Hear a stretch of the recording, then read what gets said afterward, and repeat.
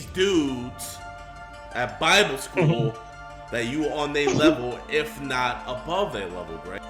Well, here it is. The woman is above the man now when it comes to theology.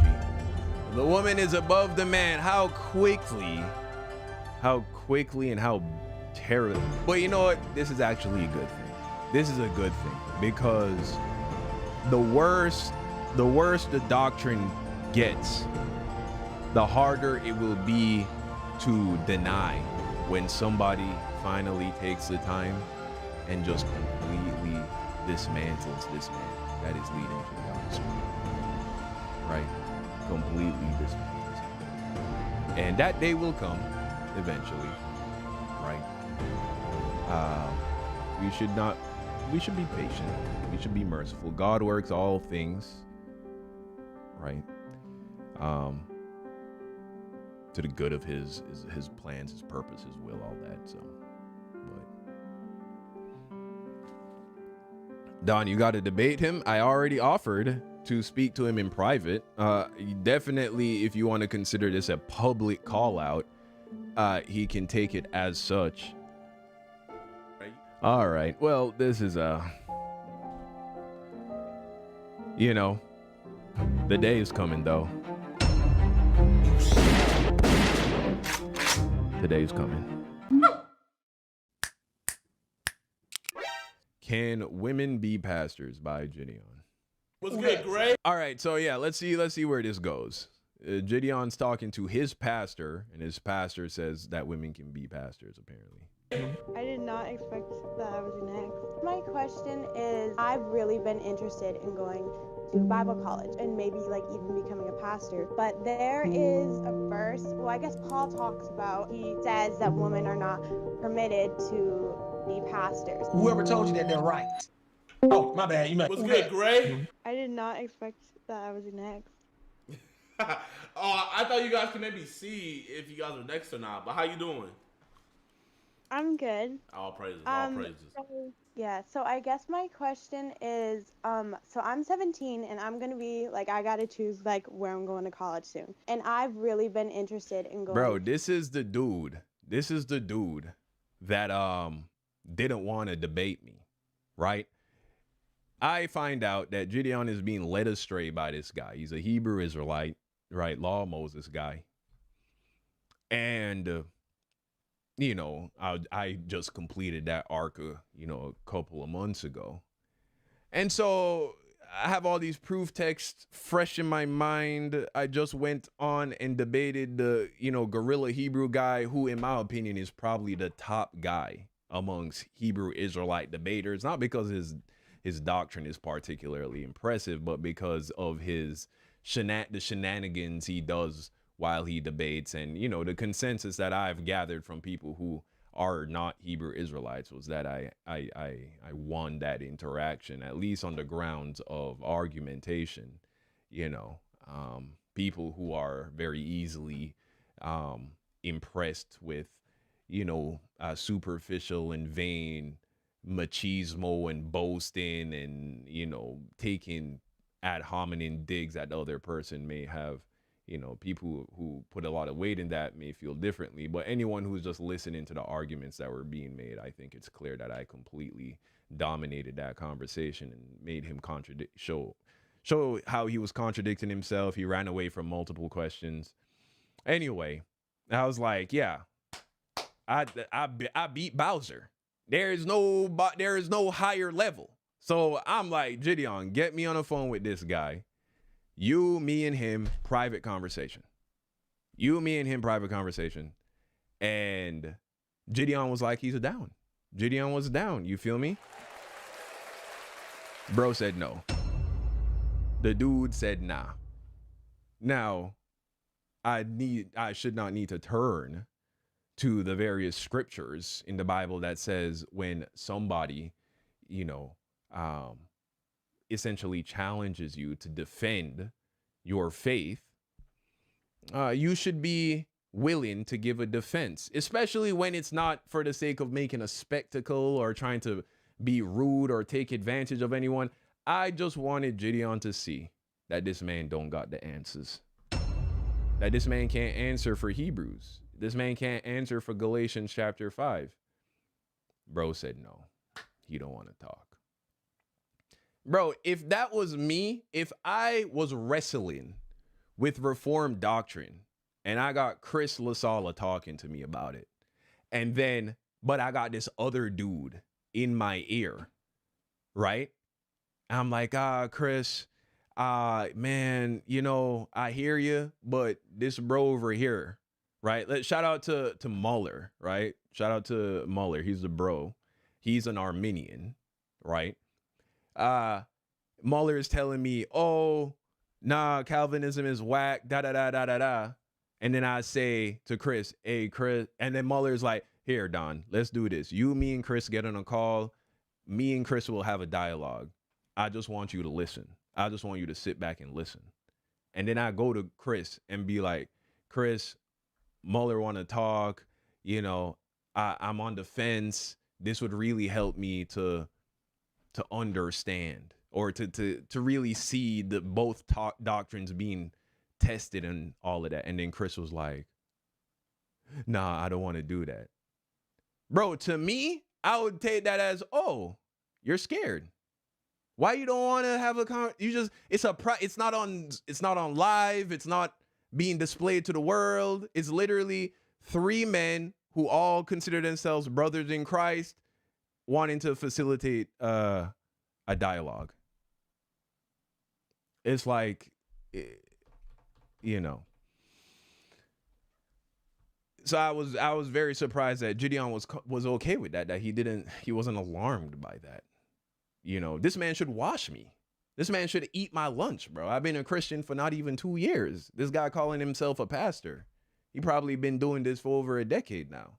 And he can't have a conversation, a private conversation about the law of Moses. You know, so that's sorry, bro.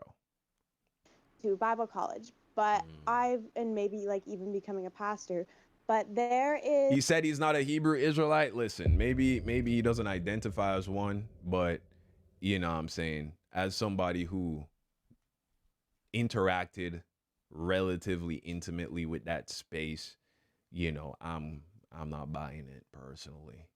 I'm not buying it. But let's see where we go from here. Is, I guess, a verse. I mean, I'll say this. I've never heard of an Hebrew Israelite saying that a woman can be a pastor. So maybe you're right. Well, I guess Paul talks about, and he says that women are not permitted to be pastors. So I've heard people say, oh, well, that's not, you're taking it out of context. He's talking to a specific church. So I mean, maybe this is like a naive question, but I was just wondering like the answer to that. Wait, I just want to say something. Isn't it crazy how the people that were telling her that were able to differentiate that Paul was talking to different churches, Brother Josh? Right. But everything else, they can't make that differentiation. It just shows you everybody's smart unless when it comes to the word. That's biased scholarship. That's what that's called, biased scholarship, and also cherry picking. That's what it's called. That's crazy. Right. But to deal with that, whoever told you that they're right about that, like there wasn't a universal decree for women in general. He was addressing something that was going on in the Corinthian church. So now Gideon is utterly being deceived by this man. Gideon is he buying into this nonsense? This man is a clown, bro. Not Gideon, but the guy who's deceiving him. Are you kidding me? We're going to go to that scripture because Paul tells you exactly why. And I believe that verse is in Timothy, right? He put it up on the screen momentarily. We're at 155. Yeah, 1 Timothy chapter 2, verse 12. Don't pertain to the real God. Whoever something that was going on in general. He was addressing something that was going on in the Corinthian church, right? And you also got to keep in mind at that time in history, the gospel was spreading to a lot of pagan areas. And pagan just simply means, don't pertain to the real God of the Bible, but like pagan gods, like, Greek gods and Roman gods, right? And in these pagan religions, women were able to be like a little bit more defiant and things of that nature. So when Paul was converting a lot of these pagan women. This is not in the Bible. What this nonsense he's talking about, this is absolutely not in the Bible. This is invented. Don't be so quick to call him a clown. You're right. I shouldn't be so quick to call people names. However, what he said is quite clownish. So that's but attack the argument, not the person. I understand. Yeah, that's a horrible argumentation. Check this out. It's a joke.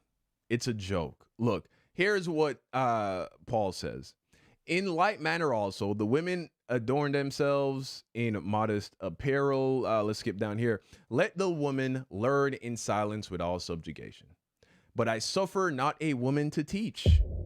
Paul says, I suffer not a woman to teach, nor to usurp authority over the man, but to be in silence. Here's why. Let's see if Paul says the reason I say this is because, the women in this particular church are under a certain influence of pagan culture or whatever nonsense he just said. Paul literally says why. For Adam was formed first, then Eve. That's why. And Adam was not deceived, but the woman being deceived was in the transgression. Notwithstanding, she shall be saved in childbearing if they continue in the faith and charity and holiness with sobriety. This has anything to do.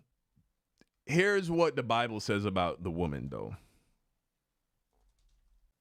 1 Peter chapter 3, verse 7.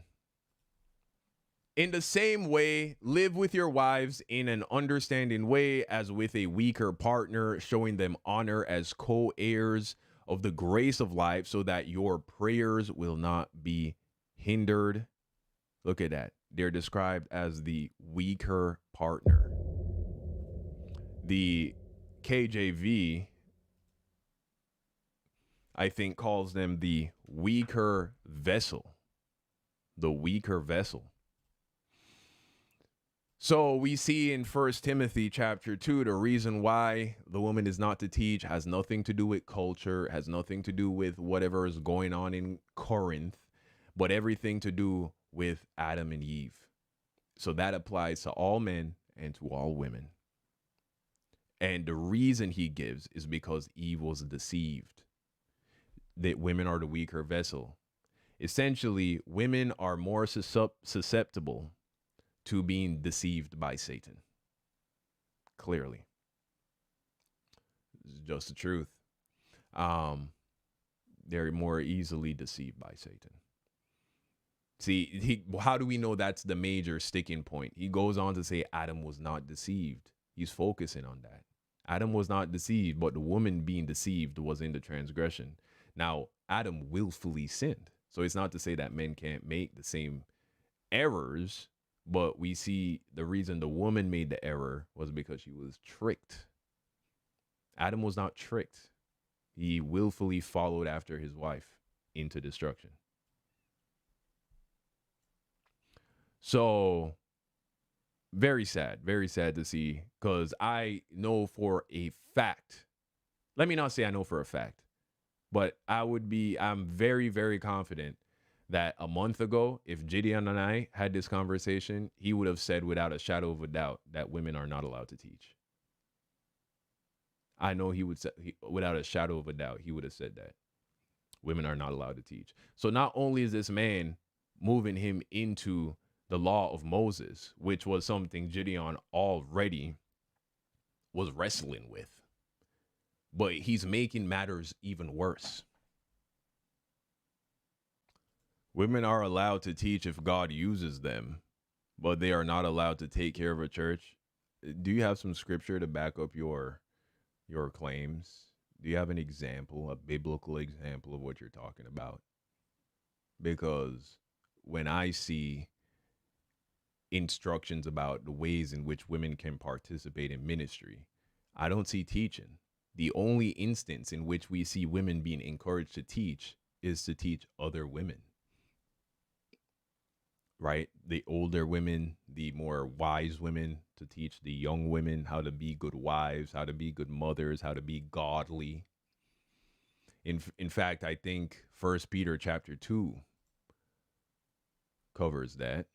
Right? He said, remember, he said every woman praying and prophesying with her head covered and uncovered and all that stuff. They're prophesying too. If they're not supposed to be saying anything, then why is he telling them about the rules of praying and Again, prophesying is different than teaching. A prophecy is telling the future. Teaching is instructing in doctrine. They're very different. I have never once prophesied. I have been streaming for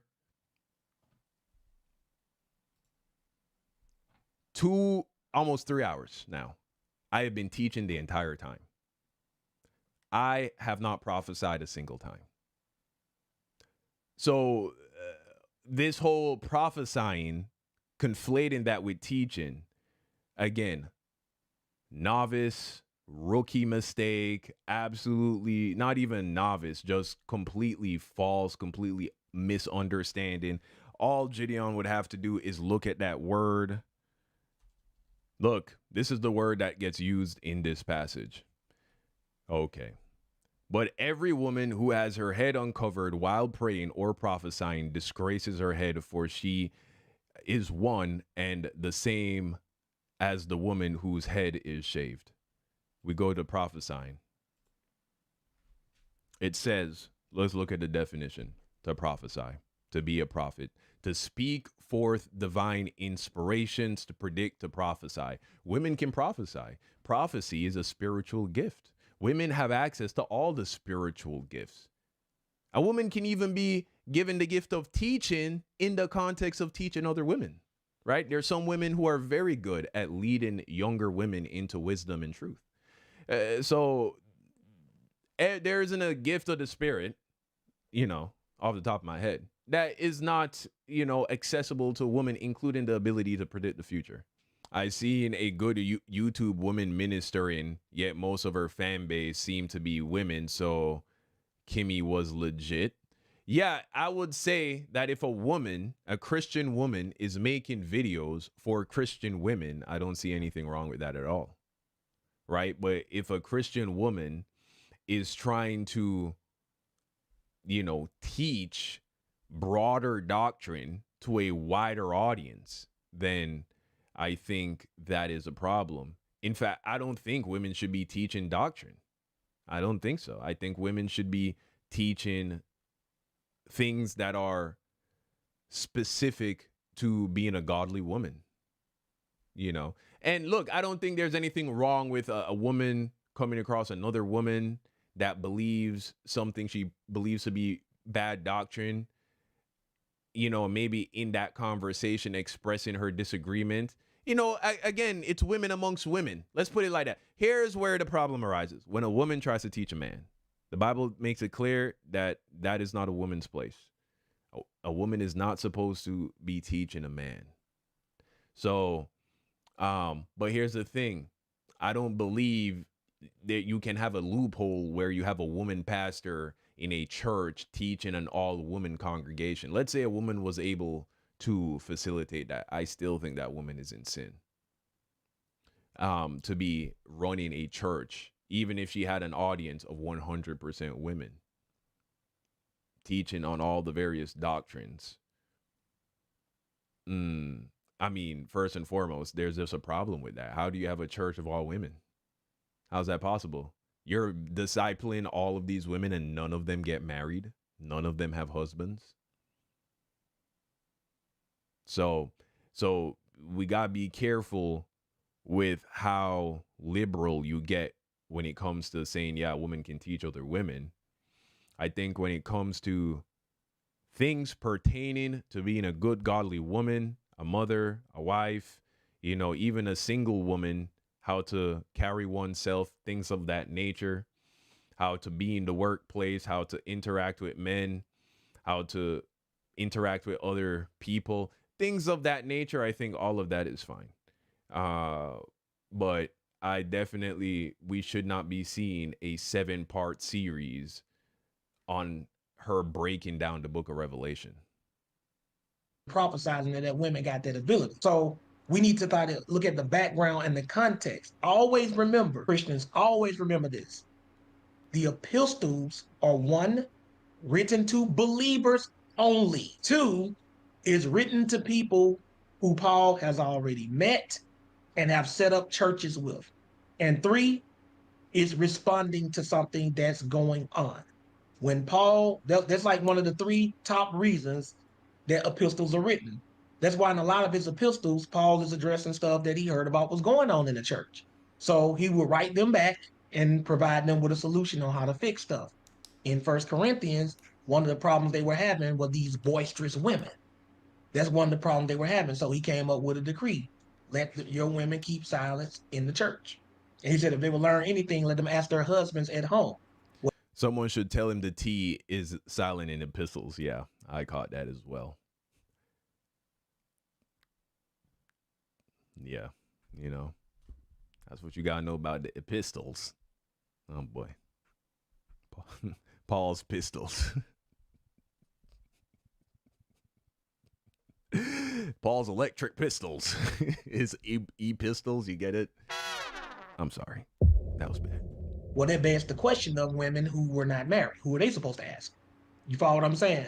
So you got to make sure you keep stuff in context. And I got a whole lesson on that too. You know, a whole lesson on that showing there were women prophets in the New Testament preaching and teaching men and everybody else. And there were women prophets in the Old Testament, right? In fact, Gray, you're familiar with the book of Proverbs, aren't you? Yeah, a bit, yeah. Did you know that chapter 31 was inspired by a woman, the virtuous woman? Did you know that? Going on my mind, it was like a question I had like a bunch of people ask me, and then I asked people because I wasn't